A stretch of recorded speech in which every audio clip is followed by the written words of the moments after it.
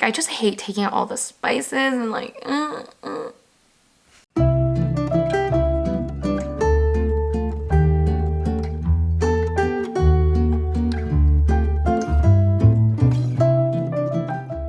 Hey guys, it's Rose and welcome back to Cheap Lazy Vegan. Today's video is something I've been putting off for a very long time.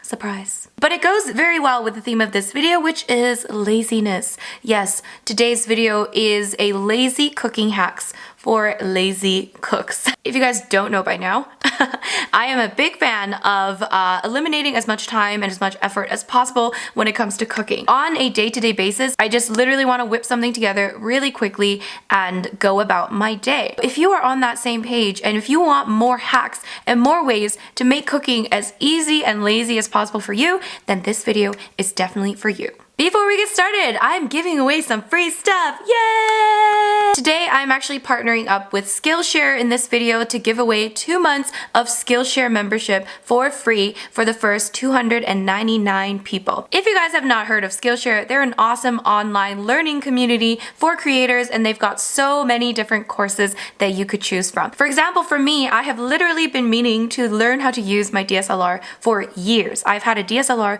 for so long. Not that I don't know how to use it, but I've been meaning to actually learn how to take advantage of having a DSLR and learning how to use the manual functions. And finally, thanks to Skillshare, I enrolled in a DSLR photography class. So I'm definitely excited to finish that. I already started it yesterday, so yes, thank you Skillshare. So normally premium membership begins around $10 a month, but today, like I mentioned, Skillshare is giving the first 299 people 2 months of Skillshare absolutely free. So don't forget to sign up right now. Use the link down below and check out Skillshare, and thank you so much to Skillshare for sponsoring this video. All right, now that we are ready to learn, let's learn some hacks for lazy cooking. Hack number 1 is to use a food processor to chop your vegetables. I don't know about you guys, but I spend way too much time in the kitchen chopping vegetables. If that part is eliminated or at least reduced, you can save so much time and effort and energy. Of course, this won't work all the time because it depends on how you want to chop your vegetables and the food processor can only do so much. But in certain cases, the food processor can do wonders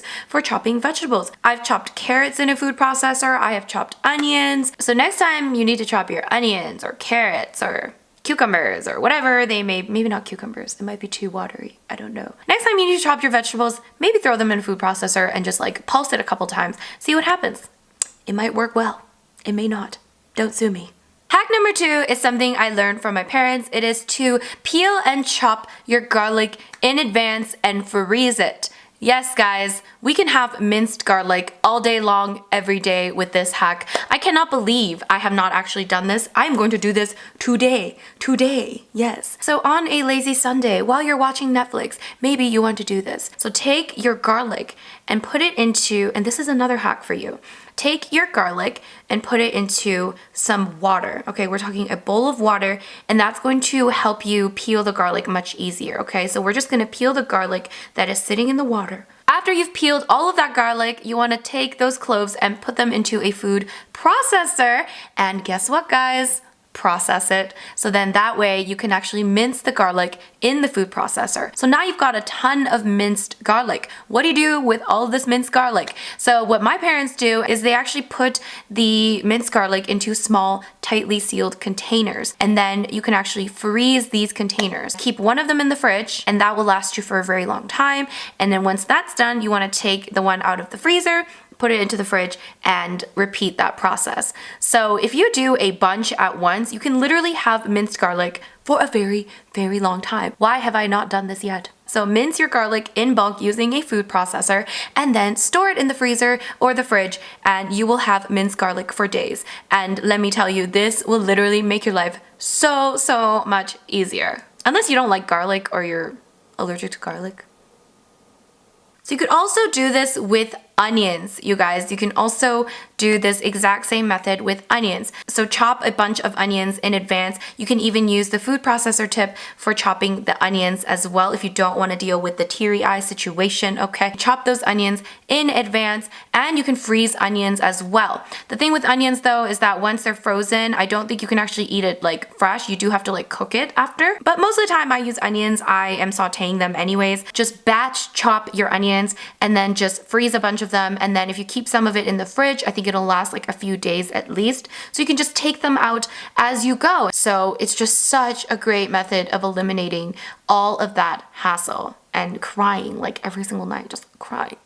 Hack number 3 is keeping your pantry and freezer items in stock. I don't know if this is a hack, but you know what? I'm gonna make it a hack, okay? One of the things that is really annoying is running to the grocery store, let's be honest. Even if it's like right outside your house, like let's be honest, we don't want to, you know, get dressed. If you are one of these people, then keeping your pantry and your freezer stocked is going to be so helpful to you. Think about all of these things we can keep in our pantry and our freezer. Pasta, pasta sauce, rice, cans of beans. These are all items that can last you months thanks to the power of freezing and canning.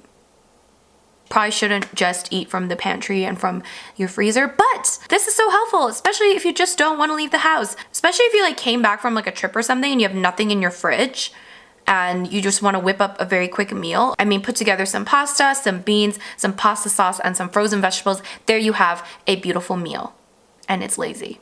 Yes. Hack number 4 is cooking your broccoli in the easiest way possible, which is basically just boiling your water using a kettle and then just pouring some boiling water on the broccoli. Literally, that's all you have to do. Just boil some water and then just pour some of the hot water on your broccoli, and then it's cooked and ready to go.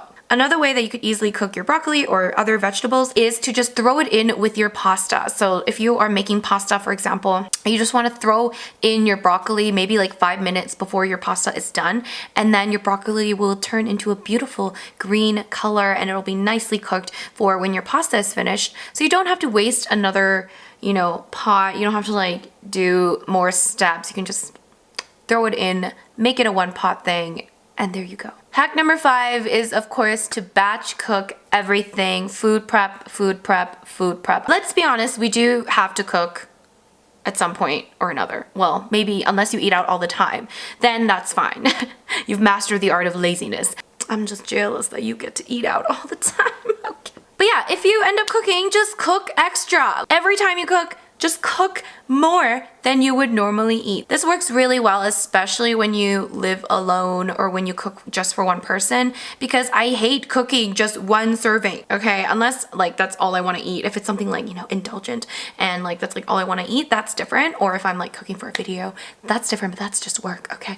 But if you are cooking and you're going through these steps, you might as well make extra so you can save the rest for later. There is no better feeling than coming home and having a meal ready for you to eat, okay, without having to go through all of those steps all over again. Batch cook everything, so every time you make some rice, just make extra rice, and you can actually portion the rice and freeze the rice, and then you can always have some ready to eat rice. You can do the same with beans. Just make a bunch of beans in advance, portion them out, and freeze or refrigerate, and again, you're gonna have some really nice beans to just add into whatever meals. And you can do the same with so many different things. Batch cooking is such a great way to eliminate future hassle. And my last tip is to mix your favorite spices together. There are probably certain recipes that you like to make very frequently. Maybe you like to make stir fries. Maybe you like to make curries. Maybe you like to make scrambled tofu.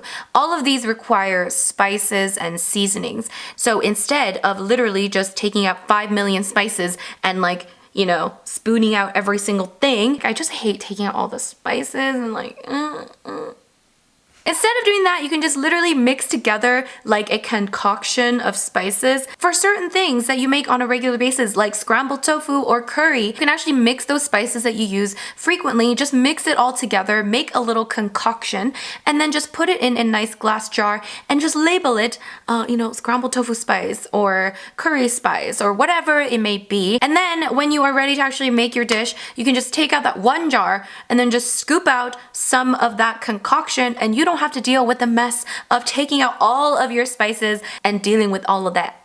That's a hack. That's a very good hack. And that brings us to the very end. I really hope you guys enjoyed these hacks. Let me know down below what are some of your favorite lazy cooking hacks that you want to share with the world. I do want to do this video again, so maybe the next video can be a compilation of some of your hacks. Maybe I'll try some of your hacks that you leave down below and I can do a compilation video on that. That would be cool actually. Lazy hacks by Cheap Lazy Vegan viewers. Yes. So yeah, I can't wait to hear some of your lazy cooking hacks. If you found any of these helpful, please give this video a big thumbs up. And if you are new to this channel, of course, subscribe to this channel and turn on that notification bell. Like I mentioned in the beginning of this video, if you guys want to get 2 months of Skillshare for free, click the link down below ASAP to become one of the 299 people that will get 2 months of Skillshare for free. And of course, I would like to thank Skillshare once again for sponsoring this video. And thank you guys for watching, and I'll see you guys in my next video. Bye!